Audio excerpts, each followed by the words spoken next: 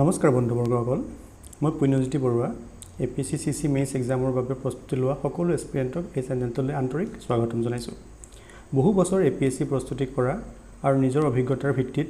আজি মই আপোনালোকৰ সৈতে আলোচনা কৰিম এপিএসসি সিসি মেইনছত অধিকাংশ এস্পিৰেণ্টে কৰা 10টা ডাঙৰ ভুল যদি আপুনি এই ভুলবোৰ এৰাই চলিব পাৰে তেন্তে আপোনাৰ সফলতাৰ সম্ভাৱনা বহুগুণে বৃদ্ধি পাব গতিকে শেষলৈ নিশ্চয় চাওক আজিৰ ভিডিঅ'টোত আমি 10টা ভুল তাৰ সমাধান আৰু শেষত এটা 90 দিনীয়া একশ্যন প্লেন আলোচনা কৰিম মিষ্টেক নম্বৰ 1 ৱেটিং ফৰ ৰিজাল্টছ প্ৰথম ভুল হৈছে ৰিজাল্টৰ অপেক্ষা কৰি সময় নষ্ট কৰা বহুতেই ভাবে ৰিজাল্ট ওলাই যাওক তাৰ পিছত পঢ়িম এইটো আটাইতকৈ ডাঙৰ ভুল ৰিজাল্ট আহিবলৈ সময় লাগে কিন্তু কম্পিটিশন অপেক্ষা নকৰে আজি পৰাই জিএছ আৰু এছএ আৰম্ভ কৰক প্ৰতিদিনে অন্তত 6 ঘণ্টা to 8 ঘণ্টা মেইনছৰ বাবে প্ৰস্তুতি কৰক মিষ্টেক নম্বৰ 2 হৈছে আনসাৰ ৰাইটিং নকৰা এপিএসসি মেইনছ কেৱল নলেজৰ পৰীক্ষা নহয় ই হৈছে লিখাৰ পৰীক্ষা বহু এস্পিৰেণ্টে বহুত পঢ়ে কিন্তু লিখা প্ৰেক্টিছ নকৰে প্ৰতিদিনে কমেও 2টা আনসাৰ লিখক টাইম বাউণ্ড প্ৰেক্টিছ কৰক লিখা নকৰিলে এক্সাম হলত স্পীড আৰু ষ্ট্ৰাকচাৰ দুইটাই সমস্যা হ'ব মিষ্টেক নম্বৰ 3 হৈছে ৰিভিজন নকৰা ৰিভিজন নকৰিলে পঢ়া বস্তু পাহৰি যোৱাটো স্বাভাৱিক সপ্তাহত অন্তত এটা ৰিভিজন ডে ৰাখক নতুন পঢ়াৰ আগতে পুৰণি বিষয় পুনৰ চাওক তিনিবাৰ ৰিভিজন কৰিলে ইনফৰমেশন দীঘলীয়া সময়লৈ মনত থাকে মিষ্টেক নম্বৰ 4 হৈছে PYQ ইগনৰ কৰা প্ৰিভিয়াছ ইয়াৰ কোৱেশ্চনছ হৈছে আপোনাৰ আটাইতকৈ ভাল শিক্ষক ইয়াৰ পৰা কোৱেশ্চন পেটাৰ্ন টপিক ইম্পৰ্টেন্স আৰু এক্সামিনাৰৰ এক্সপেক্টেশন বুজিব পাৰি কমেও শেষৰ 4-5 বছৰ PYQ সম্পূৰ্ণ বিশ্লেষণ কৰক মিষ্টেক নম্বৰ 5 হৈছে টু মেনি বুকছ বহুতেই প্ৰতিটো বিষয়ৰ বাবে 5-6খনকৈ কিতাপ পঢ়ে এখন কিতাপ বুজি নাপালে আৰু এখন কিতাপ পঢ়ে আৰু এখন কিতাপ বুজি নাপালে আৰু এখন পঢ়ে ফলত কোনোখন কিতাপ সম্পূৰ্ণ হৈ নুঠে লিমিটেড ৰিসোৰ্সেছ মাল্টিপল ৰিভিজন এইটোৱে সাকসেছৰ ফৰ্মুলা বিশেষকৈ ইউপিএসসি বা এপিএসসি এইটো ডাঙৰ formula limited resources multiple revision mistake number 6 হৈছে আসাম টপিকছ ইগনৰ কৰা এপিএসসি হৈছে আসাম ভিত্তিক এক্সাম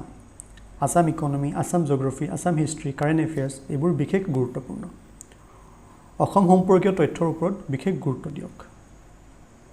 মিষ্টেক নম্বৰ 7 হৈছে টাইম টেবুল নথকা ডাইৰেকশন নথকা প্ৰিপাৰেচন বেছি দিন নচলে এটা বাস্তৱসন্মত টাইম টেবুল বনাওক daily GS answer writing current affairs revision সকলো বেলেন্স কৰি ৰুটিন তৈয়াৰ কৰক মিষ্টেক নম্বৰ 8 হৈছে কম্পেৰিজন অন্যৰ সৈতে নিজৰ তুলনা কৰিব সোশ্যাল মিডিয়াত আনৰ সাকসেছ দেখি হতাশা নহব নিজৰ প্ৰগ্ৰেছ কালিৰ লগত তুলনা কৰক কালিৰ পৰা আজি কিমান আপুনি আগবাঢ়িছে আজিৰ পৰা কাইলৈ আপুনি কিমান আগবাঢ়িব সেই ওপৰত নিজকে প্ৰস্তুত কৰক কনসিস্টেন্সি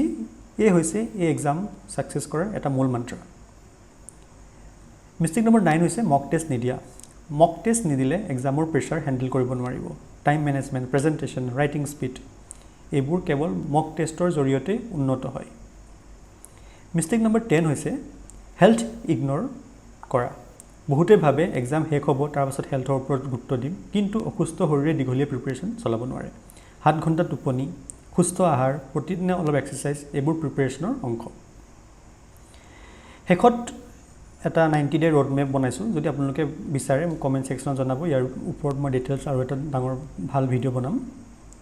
এতিয়া চাও আহক 90 দিনত কি কৰিব লাগে প্ৰথম মাহ সিলেবাস সম্পূৰ্ণ কভাৰ কৰক মাজে মাজে পাৰিলে আনসাৰছ লিখক দ্বিতীয় মাহত ৰিভিজন আৰু ৰিগাৰাছ আনসাৰ ৰাইটিং প্ৰেক্টিছ কৰক তৃতীয় মাহত মক টেষ্ট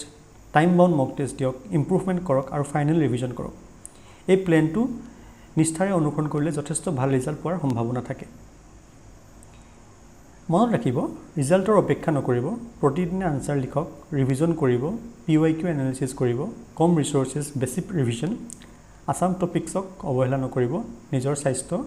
যত্ন ল'ব আৰু স্বাস্থ্য হৈছে অকল ফিজিক্যাল নহয় মেন্টাল হেলথ দুইটাৰ ওপৰতে যত্ন ল'ব